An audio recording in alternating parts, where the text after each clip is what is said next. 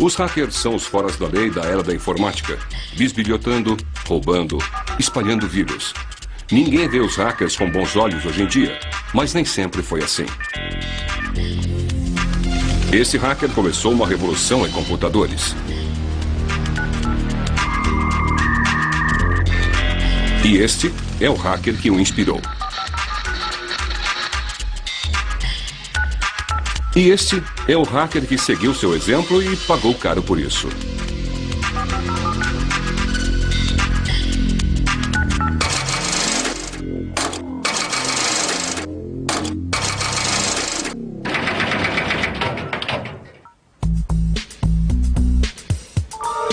Esses três rebeldes tecnológicos são os pioneiros dos hackers. Para Steve Wozniak, ser hacker é inventar. Nós fizemos a diferença para a humanidade com esses computadores pequenos.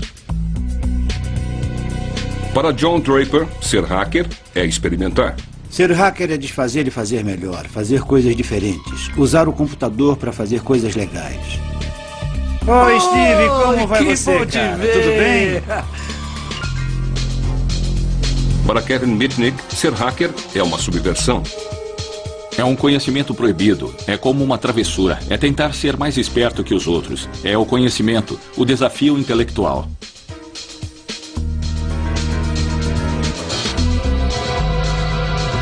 Hacker, na verdade, tem dois significados. Antes era entrar nos computadores ou algo assim.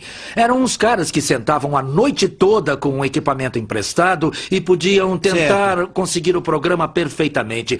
Suas histórias revelam como os hackers eram os heróis da revolução do computador, mas tornaram-se foras da lei no mundo que eles mesmos criaram.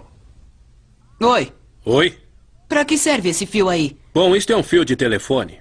Vai da sua casa até aquele poste grande ali. Nós imaginamos que hacker é só com computadores, mas isto não teria sido possível sem a rede de telefones e foi aí que tudo começou. Em 1970, John Draper tinha acabado de sair do serviço militar e estava estudando engenharia eletrônica quando se deparou com um mundo secreto. Tudo começou com o telefone de um cara chamado Danny, que prometeu revelar os segredos de uma nova onda, a pirataria do telefone. Ele começou a explicar sobre a pirataria de telefone. Eu disse, o que é pirataria de telefones? E ele me explicou, bom, a gente brinca com o telefone? Eu disse, eu entendo. E disse, mas o que a gente faz com o telefone? E ele disse, bom, desvendamos o sistema.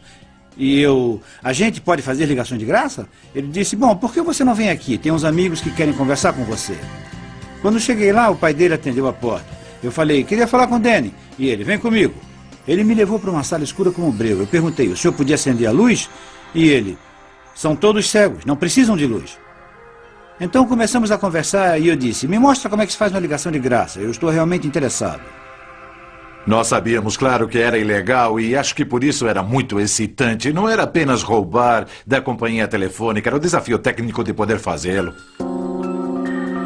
Numa época em que os interurbanos eram um luxo, os piratas telefônicos acharam uma forma de fazer isso de graça. As redes telefônicas eram controladas por tons. Entrar seria fácil com equipamento adequado. E isso veio na forma de um brinquedinho que vinha num pacote de cereal matinal. Este brinquedinho aqui, o apito do Capitão Crunch, se tamparmos este buraco bem aqui assim, são 2.600 Hz.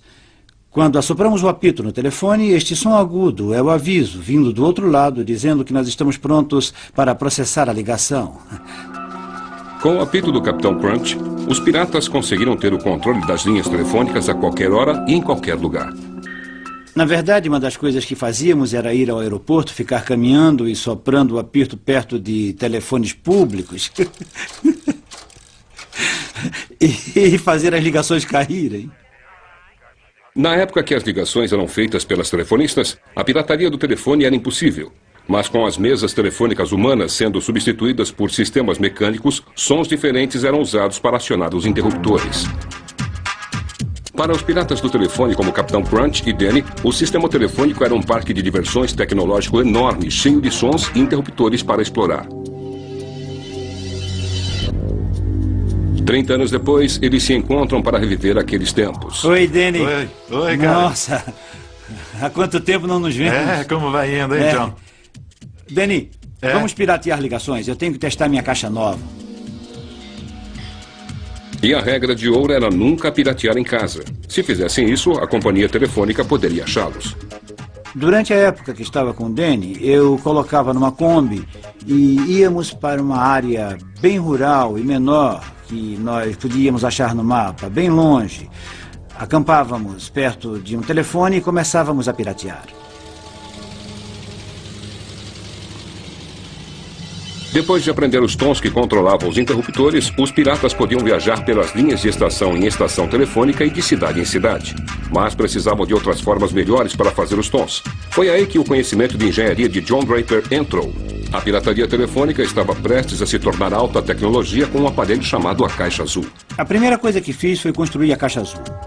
É um tipo de caixa que conseguimos comprar nas lojas de produtos eletrônicos. É apenas uma caixa padrão do projeto antigo.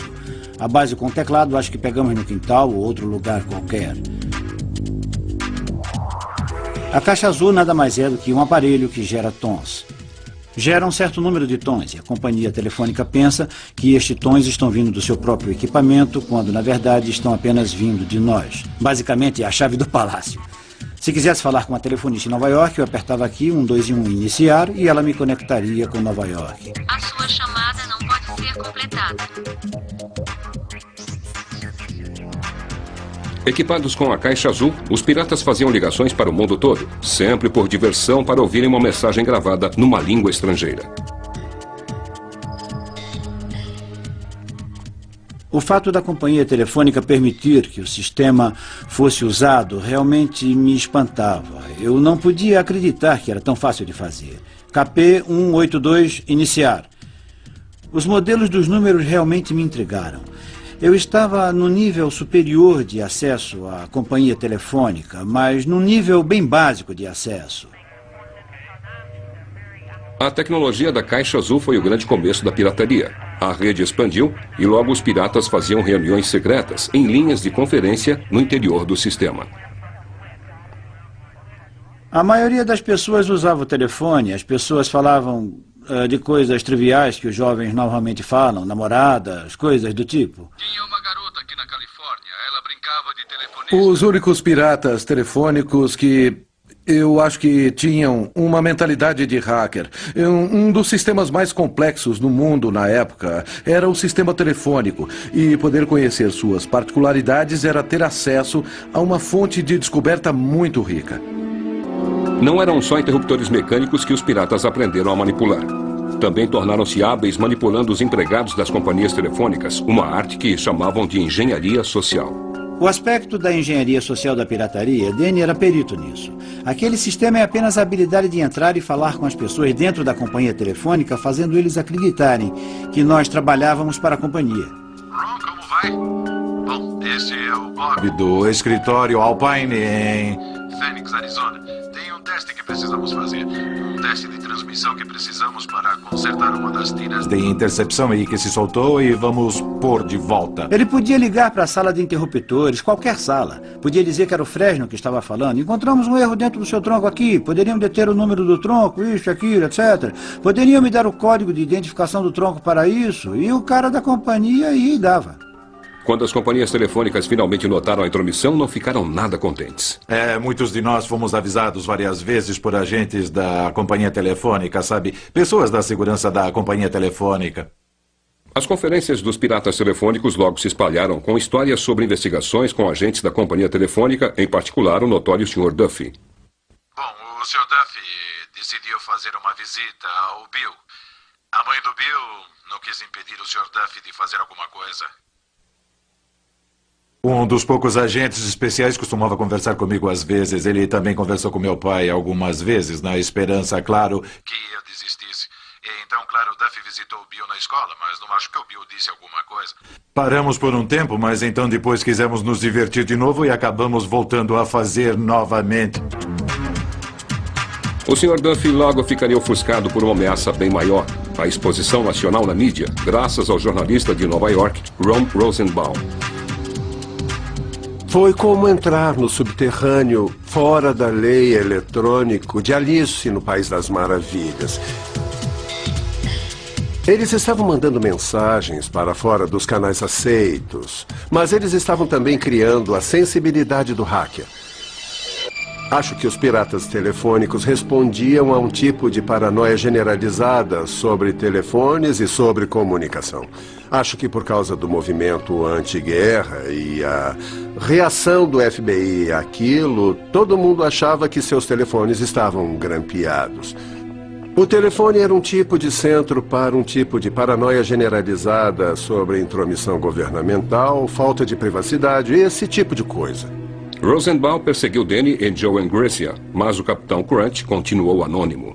O Capitão Crunch é como um dos grandes personagens americanos, uma fantasia sobre um super-herói criado em casa. Todo mundo que Ron Rosenbaum entrevistou tinha falado sobre o Capitão Crunch. Então eu liguei para ele e disse: olha, nós realmente gostaríamos que você não publicasse esse artigo porque não vai ser uma coisa boa. Capitão Crunch estava muito preocupado com isso porque ele continuava a me dizer: o que quer que faça, não quero que essa informação caia nas mãos do subterrâneo radical, porque ele sentiu que poderia paralisar o sistema telefônico nos Estados Unidos e de alguma forma fazer com que os Estados Unidos se rendessem à força nuclear da União Soviética. Em outubro de 1971, o artigo de Ron Rosenbaum sobre os piratas do telefone foi publicado na revista Esquire. Eu fui à biblioteca e li o artigo e eu nem pude acreditar, porque era muita exposição. Eu disse: oh meu Deus! E eu sabia que naquele momento a pirataria como eu conhecia estava acabada. Eu li para o Danny no telefone, li tudo, e todos nós fizemos uma conferência por telefone. Uma das últimas conferências por telefone que tivemos. Eu li o artigo para todos, pois eles não conseguiam ler e não podiam acreditar. Eu disse: vocês realmente estragaram tudo. Vocês não deviam ter dado todas estas informações para este cara. Depois do artigo da Esquire, todo mundo aderiu à moda. Oi, pessoal. De quem é o número 2374059? É meu e do povo. É meu. Toda essa publicidade exagerada depois, e principalmente pela ideia de roubo... por outro lado, era um vandalismo juvenil. Coisas como: eu estou fazendo a coisa errada, não é legal, mas por outro lado era para obter lucro. No nosso plano acelerado para pegar os piratas do telefone, que deu muito certo muitas vezes, descobrimos que alguns eram homens de negócios. Encontramos detetives particulares, corretores, vendedores de automóveis, até mesmo alguns membros do crime organizado. Uma hostilidade atingiu os pioneiros da pirataria do telefone, tão forte quanto atingiu os parasitas. Pessoas de Los Angeles foram presas, pessoas de Seattle foram presas, pessoas de Nova York foram presas. Eles vieram, fizeram muitas investigações e, é claro, todo mundo que foi preso tinha meu número. E eu fui o pivô por causa do artigo. As autoridades foram bem rígidas. Possuir uma caixa azul podia render uns 2 anos de prisão. O Capitão Crunch foi indiciado federalmente por fraude e ficou detido durante 4 meses na prisão. A pirataria do telefone estava morta, mas não enterrada. Uma revolução mundial na tecnologia estava prestes a explodir, e o Capitão Crunch estaria lá para inspirar uma geração totalmente nova de hackers. A arte dos hackers tinha começado com uma exploração divertida da rede telefônica, mas isso estava prestes a mudar com a invenção do computador pessoal, uma revolução na tecnologia inspirada pelos próprios hackers. A chave para a revolução toda foi um estudante de engenharia chamado Steven Wozniak, cujo mundo tinha sido virado de ponta cabeça pelo artigo sobre a caixa azul da Esquire. Foi o artigo mais incrível que eu já li. Era sobre engenheiros e técnicos como eu mesmo, enganando as companhias telefônicas e criando redes que ninguém imaginou que existissem. Wozniak ficou tão entusiasmado pelo artigo que ele decidiu construir sua própria caixa azul. Primeiro eu juntei alguns chips que eu mesmo criei numa prancha vazia e soldei os fios nela. Então, quando consegui fazer a caixa azul, alguns tons estavam certos e alguns errados. Então nós começamos a procurar pelo Capitão Crunch. Depois de toda aquela exposição na revista Esquire, John Draper estava tentando ficar no anonimato. Ele tinha parado com suas aparições ocasionais numa rádio pirata local. Todos disseram que John Draper era o Capitão Crunch. Então nós colocamos uma ligação no rádio e pedimos que ele nos ligasse. E disseram: ele sumiu de vista depois do artigo na Inquiry. Sabíamos que tínhamos a pessoa certa. Logo depois o telefone tocou. Eu disse, oh meu Deus, é uma péssima notícia. Era ele, disse que apareceu em Berkeley para nos encontrar no dormitório. E eu me senti como se estivesse recebendo o presidente na minha casa. Eu entrei neste lugar sem realmente saber o que estava acontecendo. O Oz queria saber como usar a caixa azul, ele tinha feito uma. Esse cara devia ser, na minha mente, tão suave como as garotas. E quando apareceu na porta, ele não se encaixava na imagem que eu tinha em mente. Mas ele disse, eu sou ele, o Capitão Crunch. E eu disse, olha pessoal, realmente acho que não quero fazer isso. Ele disse, tá legal, tá legal. Nossa, eu me senti como um herói. Eu disse, bom, acho que está tudo bem porque eu estou num dormitório e seria muito difícil pegarem alguém fazendo esta ligação. E o Oz disse, você consegue ligar para o Papa? Eu disse, acho que sim. Então consegui o número do Vaticano e telefonamos para lá e perguntamos pelo Papa. E disseram, bom, o Papa não pode atender agora. São quase 4 da manhã. Eu comecei a aprender os códigos naquela noite, como John Draper e com as outras pessoas, as técnicas para enganar telefonistas, e comecei a praticar sozinho durante várias semanas, e percebi que poderia conseguir. E eu acho que eu fiquei meio assustado, pois poderia ser pego. Algumas semanas mais tarde, o carro de Wozniak quebrou. Felizmente, um amigo da faculdade que estava com ele, Steve Jobs, estava com sua caixa azul. Nós íamos tentar fazer uma caixa azul para uns amigos em Berkeley, porque poderiam nos levar para casa. E o Steve fez a caixa azul e uma telefonista entrou na linha e ele desligou assustado. Então, ligou novamente e ela entrou na linha e ele desligou. Então, ficou muito assustado e o policial apareceu. Ele estava no telefone e com uma caixa na mão. Oh, meu Deus! O policial provavelmente achou que nós éramos drogados por causa do meu cabelo grande. O Steve conseguiu me passar a caixa azul e eu coloquei no bolso da minha jaqueta. E ele disse, o que é isso? Se apertarmos os botões, eles fazem tons. Então eu disse, é um sintetizador de música eletrônica. O policial disse, está parecendo estranho para mim. E ele disse, para que esse botão laranja? Aquele que pega as linhas telefônicas. Então Steve disse, é para calibração. Ele disse, o que precisa de calibração? Isso é assustador. Só sabíamos que tínhamos sido pegos. Estávamos no carro deles, os 2 policiais no banco da frente, Steve e eu atrás. E o policial do lado do passageiro virou e... E o policial devolveu para o Oz e disse, um cara chamado Mook te forçou a fazer... O sintetizador Mook. Enquanto Steve Wozniak e o Capitão Crunch bagunçavam com os telefones, homens importantes nas corporações perto do Vale do Silício estavam fazendo grandes avanços na tecnologia de computador. Mas no começo dos anos 70, os computadores ainda eram máquinas grandes e impessoais que serviam corporações grandes e impessoais. Os computadores foram criados para revelar códigos, rastrear mísseis, uso com a guerra. Esta foi realmente a origem do computador moderno. E depois passou para essas grandes empresas de informática, essas complicações. Os computadores eram vistos como coisas que não podiam ser tocadas. Não poderíamos ficar na mesma sala com um computador, devíamos manter distância, mas ter muito respeito por aqueles que sabem usá-los. Mas o respeito estava escasso. No final dos anos 60, mesmo os engenheiros da computação faziam parte de uma contracultura. Chamavam de hacking. Era uma atitude radical com computadores. As metas práticas ficaram em segundo lugar para o que os hackers chamavam de prazer selvagem da exploração. Um sentimento que os piratas do telefone reconheceriam. A pirataria do telefone estava aprendendo a usar a tecnologia... como penetrar, utilizar e expandir a tecnologia de forma que não estivesse disponível ao grande público. Da mesma forma, os hackers do computador estavam rompendo uma fronteira, aprendendo a explorar computadores e usá-los para fazer coisas que alguns consideravam impossíveis. Para que os hackers conseguissem fazer alguma coisa, teriam que colocar as mãos no computador, o que na época era mais fácil falar do que fazer. Eu falei pro meu pai no primeiro ano de faculdade, algum dia eu vou ter um computador Nova 4K. E ele disse, Steve, é o preço de uma casa, então vou morar num apartamento, mas um dia eu vou ter esse computador. Quando os computadores eram um monte de máquinas barulhentas que custavam 5 bilhões de dólares para desenvolver, a ideia de ter um computador pessoal era inconcebível. Por que todo mundo quer ter o seu computador pessoal? É ridículo, é como ter sua própria bomba atômica ou qualquer coisa assim. A bomba veio na forma de um equipamento novo chamado Altair 8800. Um artigo numa revista técnica apareceu introduzindo o Altair, que era um kit de computador que poderia ser montado. Isto animou tanto algumas pessoas em Bay Area que decidiram formar um clube antes mesmo que as partes do computador fossem enviadas, só para falar sobre eles e trocar informações a respeito. E batizaram como Clube do Computador Homebrew. 30 pessoas finalmente passaram uma noite em março de 1975 numa garagem só para ver esta caixa. Entre eles estava Steve Wozniak, e dentro da caixa havia uma rede, que iria fasciná-lo ainda mais do que o sistema de telefone. Sentados numa garagem, chovendo, escuro lá fora, com a porta da garagem aberta para a escuridão externa, todos eles começaram a conversar sobre esses computadores. O Altair era tão insignificante quanto uma caixa. Logo depois de montar e colocar os interruptores, colocamos para funcionar. E então perguntamos, bom, isto é muito legal, mas o que vamos fazer com isto?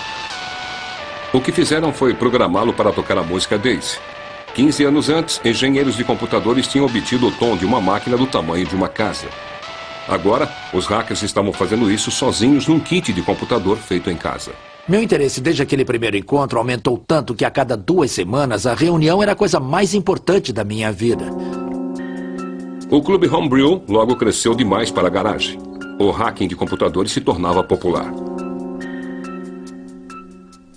Alguém levantava e dizia, eu tenho um problema, alguém sabe como resolver isto? Olha, sabem aquele problema que foi mencionado aqui há 2 semanas? Eu achei a solução para ele. Na verdade, era uma troca fenomenal de informações. Eu passava esquemáticos para qualquer um no clube que quisesse. Eu xeroquei toneladas de cópias, porque eu me sentia meio orgulhoso de mostrar meu trabalho. Lee Felsenstein, que tornou-se o moderador do clube, muito conscientemente criou, como uma empresa de hackers, uma divisão total de informação. Não atraiu pessoas de alto nível que foram bem-sucedidas em empresas do tipo executivo. Não foram atraídos engenheiros de verdade. O engenheiro mais durão era bloqueado por um sentimento de que eu tenho que ter permissão para fazer algo que nunca foi feito antes. Estávamos ali porque não precisávamos de permissão.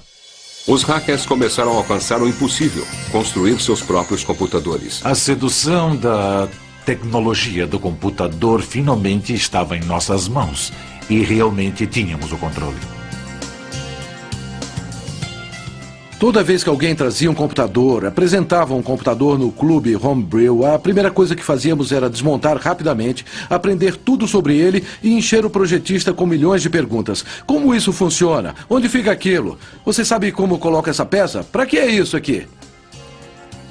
Estavam tão fascinados com a exploração da tecnologia que os hackers não se importavam com o que seus computadores poderiam realmente fazer. Ninguém tinha uma razão prática para querer ter um computador pessoal. Haviam algumas desculpas como fazer o balanço de cheques, ou ter receitas, ou controlar as coisas em casa. Mas quase ninguém fez isso. É a culpa da função. Quer dizer, perguntamos a uma pessoa, legal, mas o que você faz com o seu trem modelo? Não, eu brinco com ele, eu gosto, é divertido experimentar. Mas além dos experimentos, muitos avanços de verdade seguiram. Então minha cabeça começou a dar voltas, pensar. Então eu inventei um truque inteligente que se eu pegasse alguns dados e aí colocasse ao redor num círculo, iria bem estranho. Se eu mantivesse o tempo exatamente perfeito e certo, iria aparecer como as cores numa TV colorida. Eu acredito que as coisas realmente importantes que temos nos computadores vieram dos hackers. O pessoal do clube conseguiu que os computadores fizessem coisas impensáveis. Eles jogavam, tocavam músicas e criaram gráficos e programas de desenho. No clube Homebrew, os hackers desfrutavam sua era dourada. Steve Wozniak trabalhava dia e noite na garagem para produzir o computador perfeito. Acho que o Woz personifica melhor o hacker. Ele conseguia criar o hardware e projetar o software desde o lápis e papel até o nível de produção. Se alguém já olhou para o meu circuito, diria que... Nossa, esse cara não só faz desenhos, como nós aprendemos também. Ele podia ver coisas que outras pessoas não veem e fazer contatos que outras pessoas não fazem. O que eu gosto nesses hackers é que eles têm uma forma diferente e talvez melhorada de encarar o mundo para fazer esses tipos de contatos. Os hackers faziam experiências com hardware ou software que conseguiam, mesmo que não fossem deles. mas nem todo mundo queria partilhar. Em 1976, o Clube Homebrew recebeu uma carta importante de um outro pioneiro do computador. Como a maioria dos hackers deve saber, a maioria rouba software. Quem se importa se as pessoas que trabalham receberam? O que se faz mais diretamente é roubar. O momento-chave da história da indústria do computador, como ficou conhecido, Bill Gates escreveu uma carta enfurecida ao pessoal do Homebrew dizendo: olha, eu escrevi isso por dinheiro, vocês não podem destruir isso, não é de graça, é trabalho. A carta de Bill Gates foi um sinal do que viria. Os computadores pessoais estavam para se tornar um grande negócio, como Steve Wozniak descobriu quando sua invenção de garagem tornou-se o primeiro computador Apple. Ao inventar o Apple I, ele realmente não se importava em inventar um produto. Apenas queria um computador que funcionasse do jeito que queria.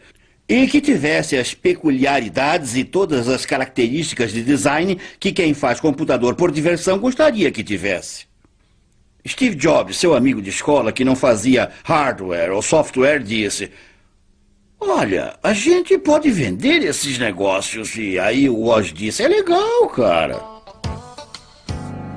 A nova empresa de Wozniak e Jobs rapidamente seguiu o Apple I com o Apple II. O passatempo com o computador de Woz foi transformado no produto mais consumido naquele momento. O Apple II introduziu a ideia de colocar o computador numa caixa plástica como um aparelho de som ou um rádio que comprássemos. Era só levar, ligar e começar a funcionar. Montar o primeiro Apple à mão no quarto de Woz parecia ser uma coisa muito remota. Mas o balanço patrimonial na Apple logo mostrou uma história diferente. Eu recebi uma ligação do Steve. E ele disse: adivinha o que houve? Recebi um pedido de $50 mil. Quando se está juntando só migalhas de dólares e aí aparece um pedido de $50 mil, isso é um tremendo choque que a gente leva. O quê?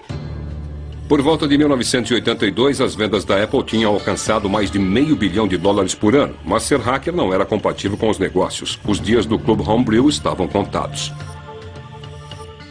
Ainda fui a algumas reuniões do Homebrew, mas já não era a coisa mais importante na minha vida. O que tinha se tornado mais e mais importante era a Apple Computer, a empresa. Agora eu tinha que direcionar toda a minha energia em tempo integral nas coisas que iam nos produtos que eram vendidos. Com empresas como a Apple se formando e se tornando negócios sérios, os segredos foram introduzidos. Não poderíamos contar aos amigos no clube do computador Homebrew quais eram seus planos para produtos, no que estávamos trabalhando, porque os competidores poderiam estar lá e diriam: a Apple está fazendo isso, vamos fazer um projeto parecido. Eu acho que isso levou ao fim do Homebrew. O Clube Homebrew se reuniu pela última vez em 1986, deixando para trás não apenas a Apple, mas 23 empresas de computador fundadas por seus membros. Os hackers poderiam alegar ter criado o mundo moderno, mas era um mundo no qual eles já não eram bem-vindos.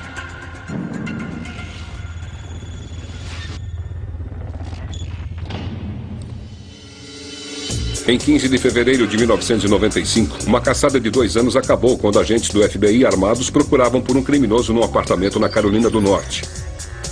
Ser hacker estava para tornar-se uma profissão fora da lei. FBI, abra a porta. Temos um mandado de prisão. É mais ou menos 1h30 da manhã. Alguém bate à minha porta. Eu nem olhei no relógio, pois se tivesse olhado não teria nem atendido. Quem é? E eles disseram: FBI. O FBI estava à procura de Kevin Mitnick, um hacker de 32 anos cuja invasão em computadores alheios tinha feito dele o inimigo público número 1. Mitnick estava no lugar errado, na hora errada, por uma série de razões. A internet estava começando a decolar. Tinham outros naquela época e acho que Mitnick foi para a mídia e para algumas pessoas do governo um bode expiatório. Foi um verdadeiro testa de ferro. 20 anos antes da prisão de Mitnick, os hackers tinham começado a revolução do computador. Os membros do Clube Homebrew tinham tirado o controle dos computadores das corporações e colocado nas mãos de pessoas comuns. Kevin Mitnick era um filho daquela revolução. Quando eu estava na escola, tudo era festa, fumar baseado, beber e coisas do tipo. Eu não gostava disso e não era muito socializado por alguma razão. Então eu procurava passatempos que eram basicamente solitários. Para a geração de Mitnick, havia um playground eletrônico totalmente novo para explorar. As corporações e as agências do governo estavam começando a conectar seus computadores. O sistema de telefones oferecia um caminho nestas redes sedutoras. Era como se a rede fosse o universo, jornada nas estrelas, indo onde nenhum homem já tinha ido. A rede de computador, a rede telefônica, indo onde nenhum hacker já tinha estado antes. Ele não tinha seu próprio computador e começou a usar os das lojas Radio Shack. E, na verdade, estava usando os modems nos computadores da Radio Shack para entrar em outros computadores, em outros lugares. A nova geração de hackers se inspirou nos foras da lei eletrônicos do passado, como o pirata do telefone Capitão Crunch. Ele era como alguém que eu ainda me espelhava por causa de sua inteligência e por sua habilidade e conhecimento sobre o sistema telefônico. Como os piratas do telefone, Mitnick utilizou várias habilidades para alcançar seu objetivo. Tão importante como o know-how técnico era a engenharia social, a habilidade de enganar e conseguir informações úteis de empregados insuspeitos. Mas Mitnick levou as coisas um pouco além. Quando tinha 17 anos, ele e seus amigos conseguiram entrar na sede da companhia telefônica e roubar manuais técnicos importantes. Era como se estivéssemos numa loja de doces. Líamos todos os manuais para descobrir como o sistema todo funcionava. O crime rendeu a ele uma pena juvenil. A companhia telefônica ficou irritada que alguém teve a audácia e a coragem de fazer isso, mas não se importou com os procedimentos de segurança, e a sua segurança era ineficiente. A prisão de Mitnick fez escola para o futuro. Kevin continuou se metendo em apuros. Ele tinha uma habilidade incrível de ser preso. Mitnick não era o único que se metia em apuros. Oficiais da NASA em Huntsville, em junho passado, chegaram à conclusão de que pessoas desautorizadas tinham penetrado recentemente no computador do Centro Espacial Marshall várias vezes.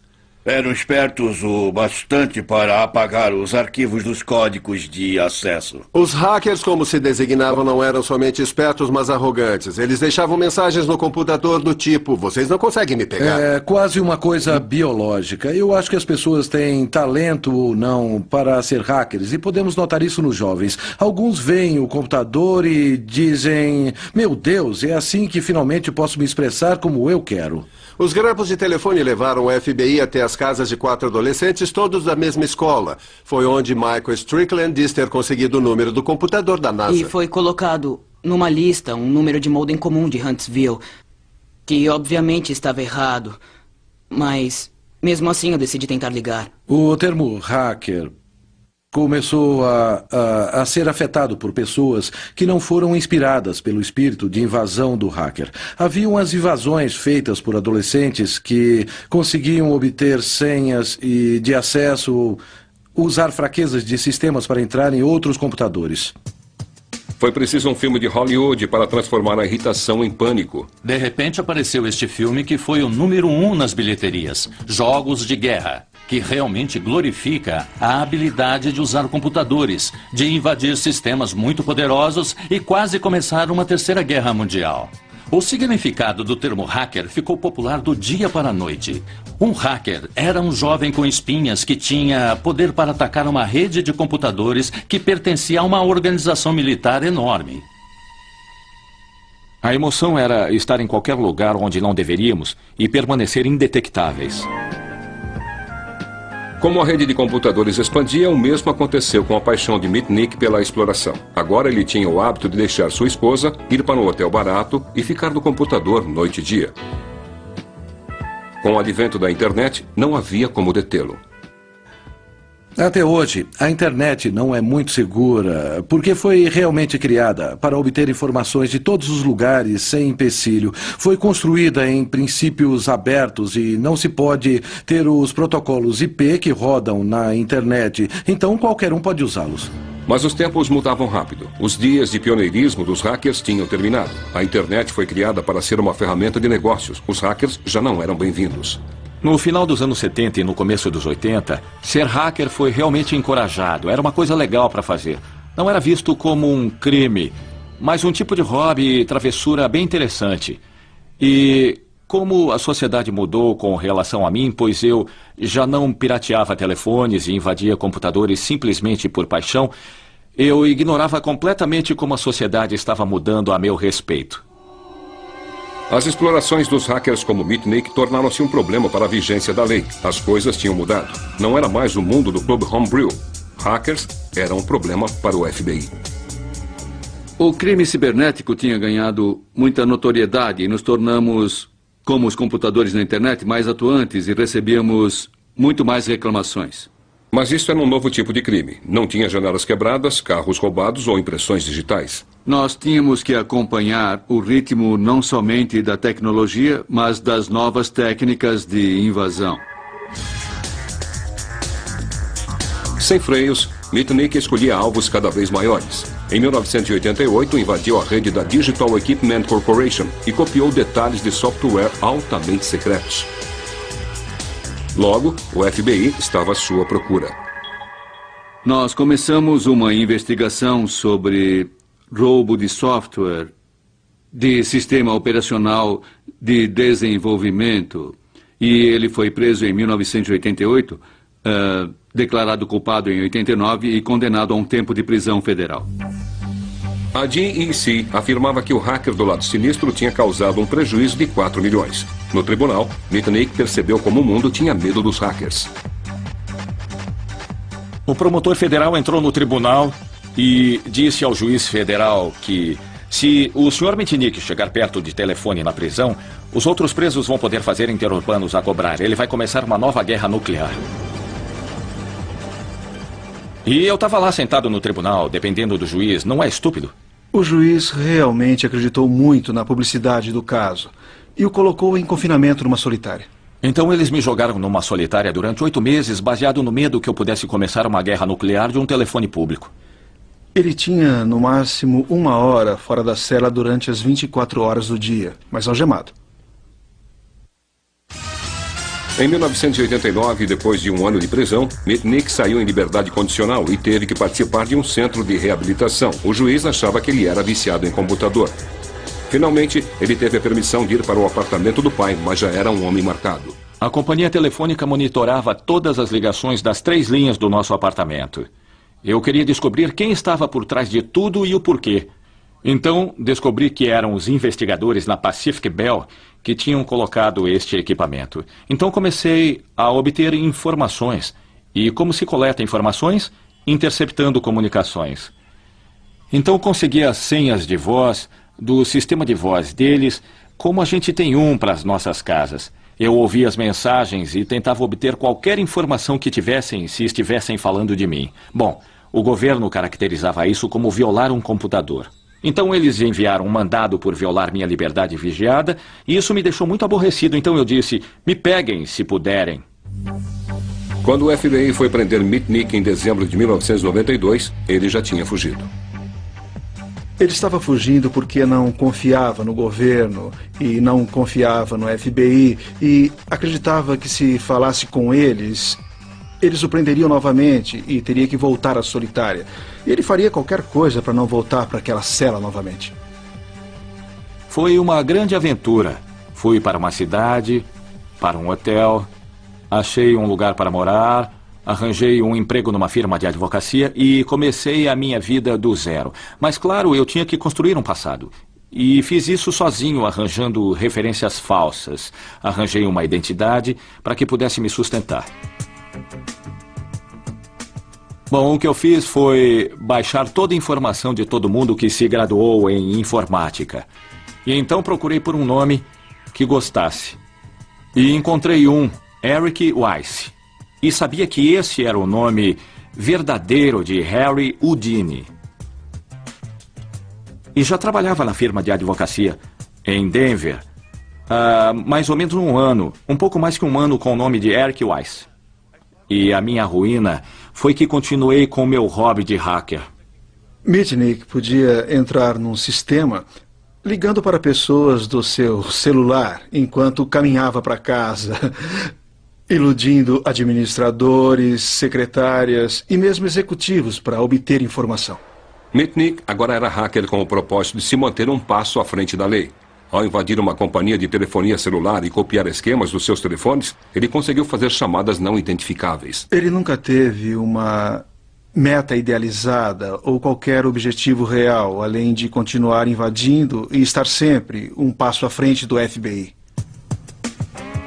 A notoriedade de Mitnick logo se espalhou.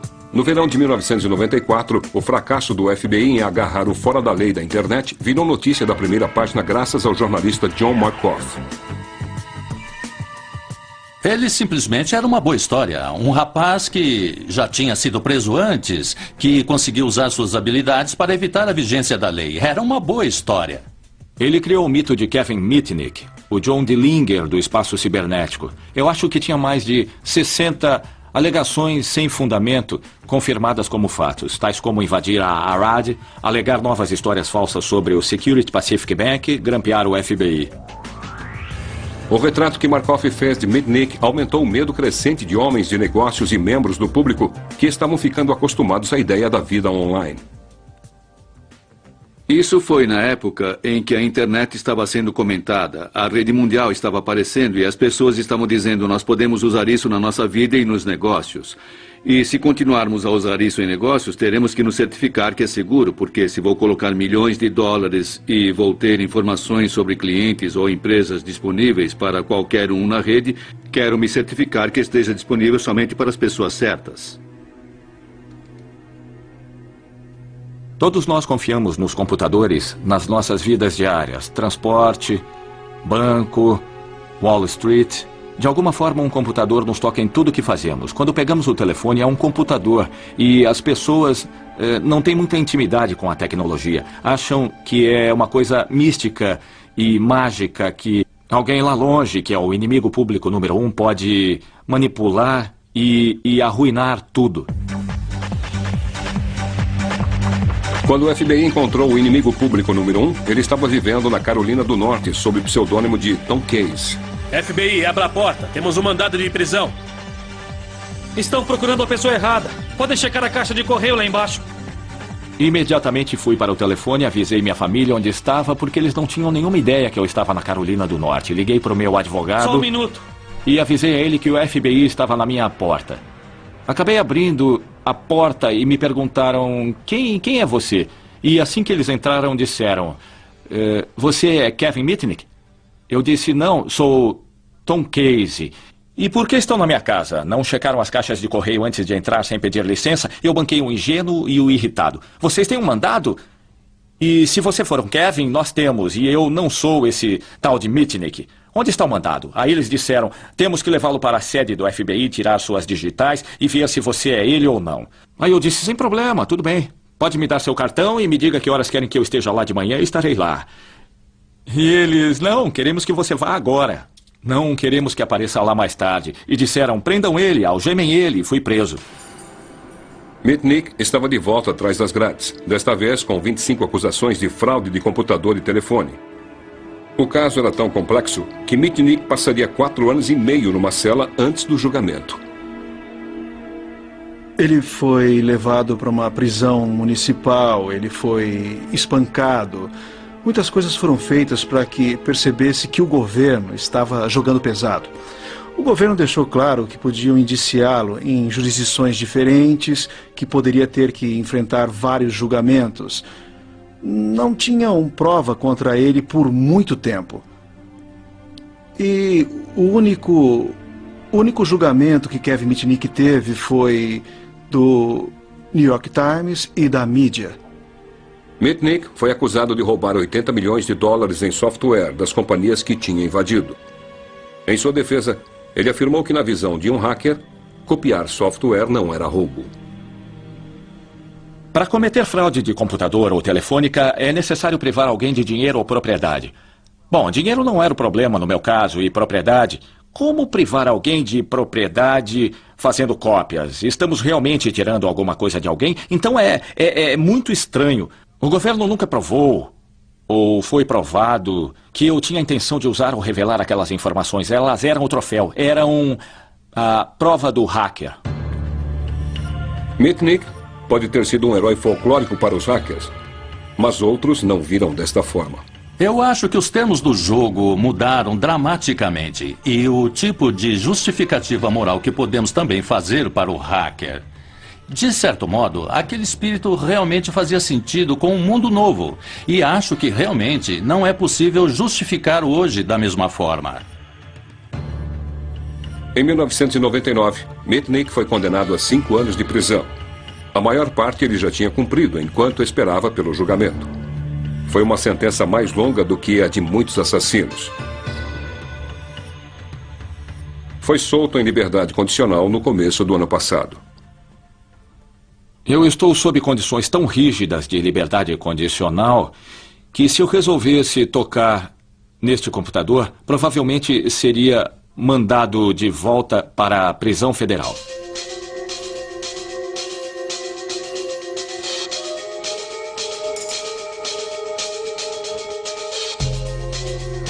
Kevin Mitnick pode ter sido banido dos computadores, mas ele pode se juntar com seus hackers heróis, Capitão Crunch e Steve Wozniak. É mais sensacionalista fazer com que os hackers sejam vistos com medo e como uma ameaça às nossas vidas, nossa segurança, dinheiro e tudo mais.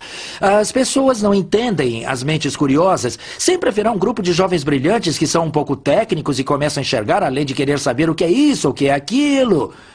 Esses pioneiros acham difícil aceitar a ideia de que os hackers sejam fora da lei. Mas o mundo mudou e tudo que sobrou são boas lembranças e relíquias dos velhos tempos. 30, 40 anos atrás, mais ou menos isso. Isso não traz antigas lembranças? Ah, sim, traz, sim. Eu não trocaria nada nesse mundo pelo sucesso da Apple, exceto aquele ano que eu não desisti, aquele ano em Berkeley. Antes disso, houve o apito de um certo Capitão Crunch.